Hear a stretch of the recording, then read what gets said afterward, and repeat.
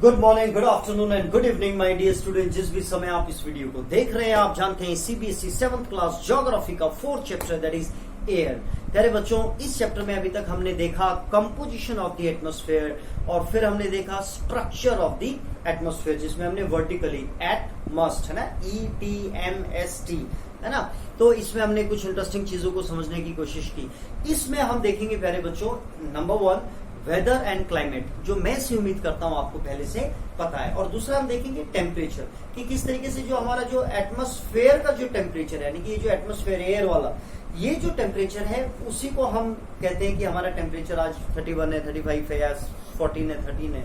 तो ये एटमॉस्फेयर के टेम्परेचर को ही हम टेम्परेचर बोलते हैं, राइट। और फिर आप देखेंगे अबाउट द प्रेशर, और जो एयर का प्रेशर है, यानी कि जो आपको पता है इतनी लेयर्स हैं, कितने किलोमीटर्स तक ऊपर तक जब हम देख रहे हैं, तो वो कहीं ना कहीं हमारे ह्यूमन बीइंग के ऊपर या हर चीज के ऊपर एक बहुत ही भयंकर प्रेशर डालते हैं। अब आप कहोगे सर इतना प्रेशर आता है तो हमें पता कैसे नहीं चलता है। प्यारे बच्चों, वो जो प्रेशर है वो चारों तरफ से हमारे ऊपर पड़ रहा है, इस वजह से वो आपस में क्लैश हो जाता है, जिस वजह से हम उसको हमारे ऊपर वो दबाव नहीं आता है। ठीक है, तो इन इंटरेस्टिंग चीजों को हम देखेंगे प्यारे बच्चों। लेकिन उससे पहले मैं आपको एक चीज लास्ट उसमें बताना भूल गया था, that is do you no, है ना। तो इसमें आप देखेंगे प्यारे बच्चों कि इसका जो फंडा होता है, ये आपको वैसे भी पता होना चाहिए, आप 9th में भी देखेंगे इसको। क्लाइमेट चैप्टर बहुत ही इंटरेस्टिंग है, ज्योग्राफी में 4th चैप्टर, और उसमें आपको काफी कुछ सीखने को मिलेगा। ये चीज जो है डू यू नो में, एक्चुअली जब मैं छोटा था 4th, 5th, 3rd में, तो मुझे ऐसा लगता था, हमें ऐसा बताया गया था, मतलब दादा दादी ऐसे बोलते थे कि जब भगवान फूंक मारते हैं तब हवा चलती है। लेकिन जब मैं बड़ा हुआ तो मुझे पता चला कि हवा ऐसे नहीं चलती है। हवा कैसे चलती है कि जहां पर भी जो एरिया गर्म हो गया, जैसे गर्मियों में आप देखते हैं, तो जहां पे भी temperature because of the sun rays, अगर कोई एरिया गर्म हो गया है तो वहां पे जो एयर है वो भी गर्म हो गई होगी। अब जो एयर गर्म हो गई है वो हल्की होके वो क्या करती है, ऊपर चली जाती है, राइट। और यहाँ पर लो प्रेशर हो जाता है, ठीक है, क्योंकि जितना प्रेशर था यहाँ पे वो सारा प्रेशर गर्मी की वजह से ऊपर चला गया, तो यहाँ पे क्या हो गया, लो प्रेशर हो गया। अब ये लो प्रेशर, अब ऐसा तो नहीं हो सकता कि हवा जो है वो खाली ऐसे रह जाएगी, है ना, तो उसको कोई ना कोई तो कवर अप करेगा। तो जो जहां पे हाई प्रेशर है, यानी कि जो ठंडी हवाएं हैं, वो कहीं ना कहीं फिर उस जगह को घेरती हैं, और वो फिर दोबारा से किरणों के कारण गर्म हो जाती हैं, और फिर वो हल्की होकर ऊपर चली जाती है। यानी कि जो एयर होती है वो हाई प्रेशर से लो प्रेशर की तरफ मूव करती है, ठीक है।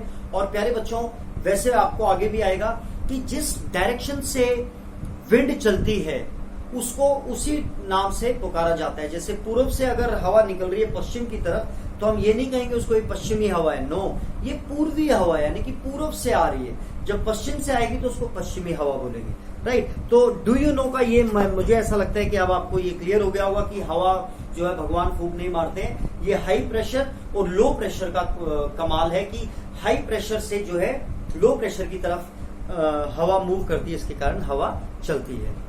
अब हम देखते हैं प्यारे बच्चों कि आपकी बुक क्या कहती है। It is going to rain today. हम देखते हैं जब भी कोई क्रिकेट का मैच होता है, कुछ ऐसा होता है, तो हम कि अरे कहीं बारिश ना हो जाए और हमारा वनडे इंटरनेशनल जो हम ना देख पाए, कुछ ऐसी चीजें, है ना, तो हम इसको देखते हैं। It is going to rain today, will it be bright and sunny today, how many times have we heard this from anxious cricket. Anxious मतलब जो उत्साहित, fans speculating the fate of one day match. If we imagine our body to be a radio and the mind its speaker, whether it's something that fiddles with its control knobs, whether is this hour to hour, day to day condition of the atmosphere. अब क्या है, जैसे मैंने आपको last में बताने की कोशिश की थी कि वेदर जो होता है प्यारे बच्चों, या तो वो एक दिन का नापा जाता है, तभी हम कहते हैं फोरकास्ट, वेदर फोरकास्ट हम बोलते हैं, हम कभी भी क्लाइमेट फोरकास्ट नहीं बोलते हैं। क्या बताया था मैंने कि जो क्लाइमेट होता है वो 30 साल तक, मिनिमम 30 साल तक का वेदर रिपोर्ट्स को लिया जाता है, तब कहीं जाके कंक्लूजन निकाला जाता है कि ये वाला एरिया जो है वो ड्राई है, कोल्ड है, या हॉट है, या मॉडरेट है, राइट।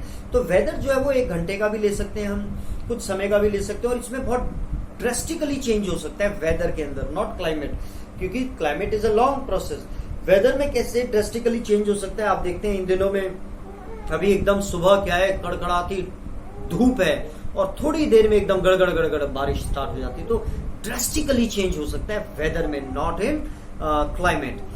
तो weather is this hour to hour day to day condition of the atmosphere. A hot और humid weather may make one irritable. जब हॉट और ह्यूमिड होता है तो हमें वो इरिटेट कर देता है। A pleasant and breezy, breezy यानी ठंडी हवा जो चलती है। May make one cheerful and even plan for an outing. जब अच्छा मौसम होता है हम कहते हैं ना चलो कहीं बाहर घूमने चलते हैं।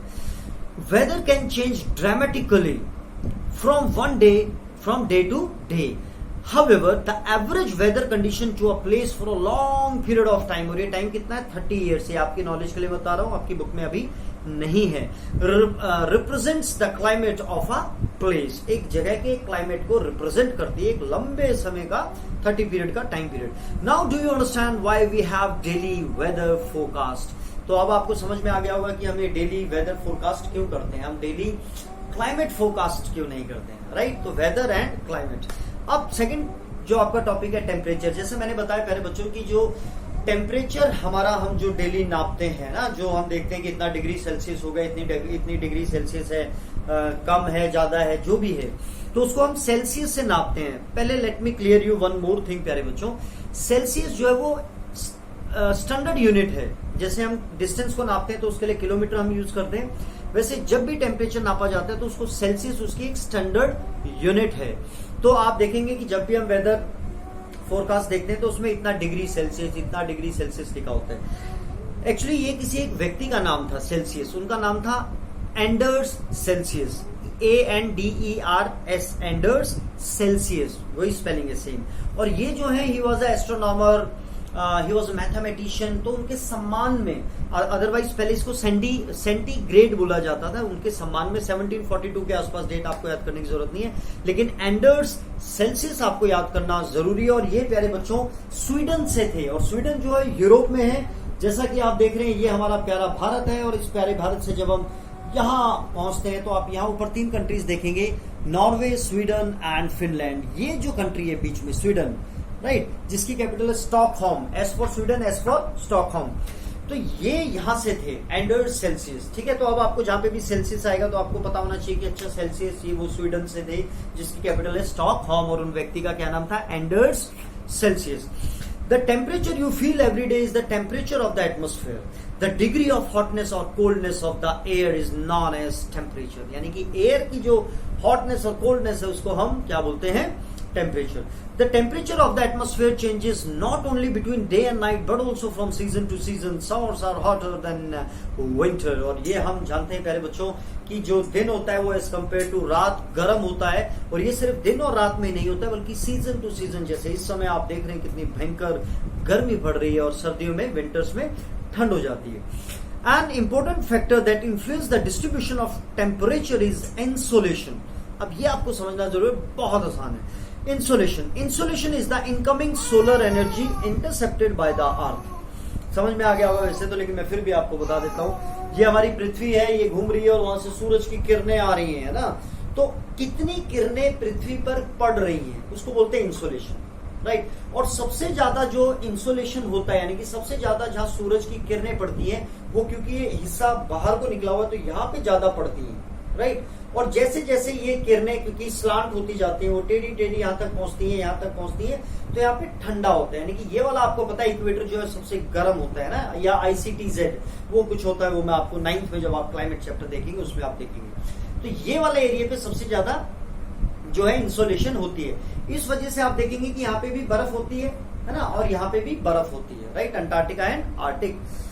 तो ये इंसोलेशन यानी कि जो सूरज की किरणें पृथ्वी पर जो पड़ रही है वो ज्यादा जो होती है वो इक्वेटर पे होती है, और कम जो होती है वो पोल्स की तरफ होती है। Let's see, an important factor that influence the distribution of the temperature is insolation, right. Insolation is the incoming solar energy intercepted by the earth. The amount of insolation यानी सूरज की किरणें, अमाउंट कितनी मात्रा में है, decreases from equator towards the poles.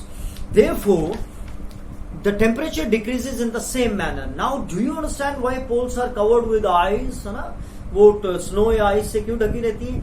If the earth temperature rises too high, अगर बहुत ज्यादा बढ़ जाए, it would become too warm for some crops to grow. अब इतनी गर्मी में देखो, आपको पता है कि कुछ फसलें होती हैं जो गर्मी में मतलब नहीं होती है, तो बहुत सारी ऐसी फसलें जो बहुत ज्यादा अगर गर्मी होगी तो वो नहीं उगेंगी। और दूसरी चीज क्या होगी, जैसा हमने देखा था कि उससे बर्फ पिघल जाएगी, जिसके कारण फ्लड और भी बहुत सारे नुकसान हो सकते हैं। लेकिन अभी हम सिर्फ फसलों को देख रहे हैं कि बहुत सारी ऐसी फसलें जो गर्मी के कारण पैदा नहीं हो सकती हैं। Temperature in cities is much higher than that of villages. हम देखते हैं ना कि गांव में जो है कूल मौसम होता है, लेकिन शहरों में उसके कारण क्या है कि एक तो बहुत ही कंजेस्टेड रहते हैं ना, बिल्डिंग्स बड़ी बड़ी रहती है, वहां पे स्मोक होता है, तो इस वजह से वहां पे जो टेम्परेचर है, वहां का जो एयर का टेम्परेचर है वो गर्म रहता है as compare to village.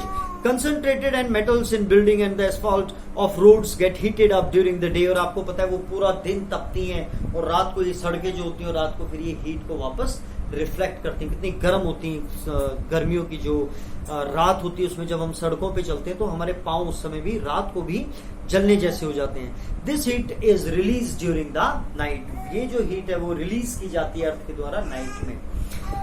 Also, the crowded high-rises building of the cities trap the warm air and thus raise the temperature of the cities। और ये जो बिल्डिंग्स हैं ये भी कहीं ना कहीं टेम्परेचर को होल्ड करके रखती है, जिसके कारण वहां का टेम्परेचर सिटीज का ज्यादा होता है। अब दूसरा टॉपिक जो है आपके प्यारे बच्चों, आई होप कि आपको ये समझ। अच्छा, एक चीज और मैं आपको यहाँ बताता हूँ प्यारे बच्चों, जो साथ में प्रेशर के, क्योंकि अब हम नेक्स्ट करने जा रहे हैं प्रेशर। जैसा मैंने बताया कि जब हम टेम्परेचर को नापते हैं तो नापने के लिए जो इंस्ट्रूमेंट यूज होता है उसको बोलते हैं थर्मोमीटर, है ना। हम घर में भी यूज करते हैं जब हम बुखार हो जाता है, तो उस टेम्परेचर को नापने के लिए जो हम यूज करते हैं उसको क्या बोलते हैं, थर्मोमीटर। 1 मार्क के क्वेश्चन में आ सकता है और हमें वैसे भी पता होना चाहिए और आपको पता भी है। लेकिन जो एटमोस्फेयर का प्रेशर है, राइट, एटमोस्फेयर का टेम्परेचर हो या ह्यूमन का हो, वो अभी हम मतलब टेम्परेचर को जब हम नाप रहे हैं, और अभी हम बात कर रहे हैं किसके टेम्परेचर की, एटमॉस्फेयर की, राइट। तो ऐसी जब एटमॉस्फेयर का प्रेशर, जो मैं आपको बता रहा था कि हमारे ऊपर इतना प्रेशर है कि वो हम कहीं ना कहीं जो है, अभी आप आगे देखेंगे भी, इसको नापने के लिए जो मशीन यूज होती है या इंस्ट्रूमेंट यूज होता है उसको बोलते हैं बैरोमीटर। एयर प्रेशर को नापने के लिए क्या यूज होता है, बैरोमीटर। और इसी तरीके से प्यारे बच्चों आप थर्ड इसमें देखेंगे रेन गॉज। हम कैसे ये पता लगाते हैं कि दुनिया में सबसे ज्यादा बारिश जो है वो मौसिनराम मेघालय यानी कि भारत में होती है। तो उसके लिए उनके पास जो इंस्ट्रूमेंट होता है आप देखेंगे यहाँ पे, तो रेन की जो जितनी भी है कितनी एमएम में है, तो वो जो मापने का जो उनका यंत्र होता है, जिसको इंस्ट्रूमेंट हम कहें, तो उसका नाम है रेल गॉज, ठीक है, सॉरी रेन गॉज, आपको ये पता होना चाहिए। और विंड वेन आपको पता ही है प्यारे बच्चों, shows the direction of the wind. आपको पता है, आपने देखा हुआ है छतों पे होता है ईस्ट वेस्ट नॉर्थ साउथ, तो जिस तरफ उसकी डायरेक्शन होती है तो हमें पता चल जाता है कि कहाँ की हवा चल रही है। और यहाँ पे हवा के बारे में एक चीज और मैं आपको बताना चाहता हूँ प्यारे बच्चों, कि जैसे पूर्व से अगर हवा आ रही है, राइट, ईस्ट से अगर हवा आ रही है और वो वेस्ट की तरफ जा रही है, तो हम उसको क्या नाम देंगे? क्या हम उसको ये बोलेंगे कि ये पश्चिमी हवा है? नहीं, जहां से हवा का आगाज होता है, शुरुआत होती है, वहां से उस हवा का नाम रखा जाता है। तो हम क्या कहते हैं, पूर्वी हवा, यानी कि वो पूर्व से आ रही है और पश्चिम की तरफ जा रही है। अगर पश्चिम से आ रही है और पूर्व की तरफ जा रही है तो उसको हम क्या बोलते हैं, पश्चिमी हवा, राइट। तो ये हवा का, जैसे आपने हाई प्रेशर लो प्रेशर देखा, वैसे इनके नाम भी हमें पता होने चाहिए कि हम कब उनको वेस्टर्ली या ईस्टर्ली, है ना, वेस्टर्ली यानी जो पश्चिम से आ रही है और ईस्टर्ली यानी कि जो पूर्व से आ रही है। अब हम देखते हैं कि एयर प्रेशर क्या है। You will be surprise to know that air above us pressures air above us presses us with a great force on our bodies, है ना। air pressure us with great force as we go up the pressure falls rapidly। तो जैसे जैसे हम ऊपर जाते हैं तो प्रेशर जो है फॉल होने लग जाता है, क्योंकि नीचे ज्यादा उसका प्रेशर है ना। हमने देखा कि वो जो वहीं पे सारी एक्टिविटीज होती है जो हमने सबसे पहले देखी थी, troposphere. However, we don't even feel it. This is because the air pressure presses us from all direction, यानी कि चारों तरफ से हमको आगे पीछे दाएं बाएं ऊपर नीचे हर जगह से हमारी बॉडी को वो मतलब प्रेशर आ रहा है, तो इस वजह से हम उसको फील नहीं करते हैं। And our body exerts a counter pressure, और हमारे बॉडी भी जो है वो कहीं ना कहीं एक्सर्ट करती है सेम प्रेशर को, तो इस वजह से वो क्लैश हो जाता है प्यारे बच्चों। यहां पर मैं आपको एक चीज बताना चाहता हूं, जो एटमोस्फेयर का प्रेशर है उस वो हम किससे नापते हैं, बैरोमीटर से प्रेशर को, राइट। यानी कि अगर जैसे कि हमें पता है चांद जो है वहां पर कोई ऐसा एटमॉस्फेयर नहीं, वहां कोई एयर नहीं है। तो इसका मतलब क्या बैरोमीटर को हम यूज कर सकते हैं मून में? कोई नहीं, क्योंकि वहां पे एयर ही नहीं है। तो मतलब वो यानी कि बैरोमीटर प्रेशर नापने के लिए होता है, जब एयर ही नहीं है तो उसका प्रेशर नहीं होगा। अगर मैं वैसे एक आपको इनडायरेक्ट क्वेश्चन पूछ रहा हूं थोड़ा सा हट के कि क्या बैरोमीटर जो है वो चांद में यूजफुल है और नहीं, तो हाँ या ना में अगर आंसर हो तो आपका क्या आंसर होगा, प्लीज आप मुझे कोशिश करें कमेंट बॉक्स में बताने की। Right, air pressure is defined as the pressure exerted by the weight of air on the earth surface as we go up the layers of atmosphere, वही एटमोस्ट, the pressure falls rapidly, pressure fall हो जाता है rapidly. The air pressure is highest at the sea level. अब यहां पे आप ध्यान से सुनेंगे, मैं आपको पूरा एक्सप्लेन करता हूं। And decreases with height horizontally, the distribution of air pressure is influenced by temperature of air at a given place. लो, मैं आपको इसको साथ साथ में समझाता हूं। एज वी गो अप, तेरे बच्चों ऊपर हम जाएंगे तो आपको पता है कि वो जो हवाएं हैं ऊपर अगर जा रही है तो कहीं ना कहीं जो प्रेशर क्रिएट होता है वो लैंड पर क्रिएट होता है, जैसा हम देख रहे हैं ना, क्योंकि सारा प्रेशर जो कहां पर आ रहा है, लैंड के ऊपर आ रहा है वो एयर का प्रेशर। तो एयर प्रेशर जैसे आपके बुक में यहां लिखा है प्यारे बच्चों, the air pressure is highest at sea level. Sea का जो लेवल है वहां पर सबसे ज्यादा होता है, क्योंकि आपको पता है ना 0 डिग्री होता है सी लेवल जहां से हम मापते हैं। और जहां पे भी आप रेलवे स्टेशन से या कहीं जगह पे आपने देखा होगा कि सी लेवल से इतना ऊपर है ये लैंड एरिया, है ना। तो यानी कि सबसे ज्यादा जो प्रेशर होता है एयर का वो सी लेवल पे सबसे ज्यादा होता है। राइट, ये हमें याद रखना है, ये हमें मतलब वैसे भी पता होना चाहिए, क्योंकि वो जो है बिल्कुल बॉटम पे, ट्रोपोस्फेयर का भी बिल्कुल बेस है। एंड डिक्रीजेस विद हाइट, और जैसे ही उससे ऊपर ऊपर की तरफ हम जाते हैं प्रेशर जो है कम, स्वाभाविक है ये ना, मतलब जैसे जैसे ऊपर हवा जा रही है तो और हल्की जा रही है, क्योंकि नीचे जो है वो भार है उसका, तो इसलिए यहाँ पे ज्यादा प्रेशर होगा और ऊपर हल्की होगी। The air pressure is highest at sea level and decreases with height. Horizontally, the distribution of air pressure is influenced by temperature. अब horizontally, horizontal का मतलब vertical मतलब होता है ऊपर से नीचे या नीचे से ऊपर, horizontal का मतलब होता है ऐसे। तो यानी कि जब हम देखते हैं कि horizontally जो है, ये कह रहे हैं कि इसका डिपेंड करता है कि उस पर्टिकुलर जगह का, उस पर्टिकुलर प्लेस का क्या क्लाइमेट है। अगर मान लो हिमालय है तो हिमालय क्या है, ठंडा है, तो आप याद रखें ठंडे में हमको जो ठंड लगती है तो इसका मतलब वहां पे प्रेशर बहुत ज्यादा होगा। आपको पता है ना, जहां गर्म ज्यादा होगा वहां पे हवा ऊपर उड़ेंगे तो वहां पे लो प्रेशर हो जाएगा। राइट, तो वहां पर क्या होगा, ज्यादा होगा। और अगर आप रेगिस्तान की बात करोगे तो वहां पे जो एयर प्रेशर है वो कम होगा। तो ये कह रहे हैं कि हॉरिजॉन्टली जब हम बात करते हैं तो उसमें हमें उस पर्टिकुलर जगह की क्लाइमेट के बारे में पता होना चाहिए, तब हम बता सकते हैं कि वहां का लो है या हाई है। Horizontally, the distribution of air pressure is influenced by temperature of air at a given place. In areas where temperature is high, temperature जहां ज्यादा यानी गर्मी जहां पे ज्यादा है, the air gets heated and rises. तो उसके कारण नीचे क्या है, लो प्रेशर हो गया। This creates a low pressure area. ठीक है, आई होप आपको समझ में आ गया होगा ये।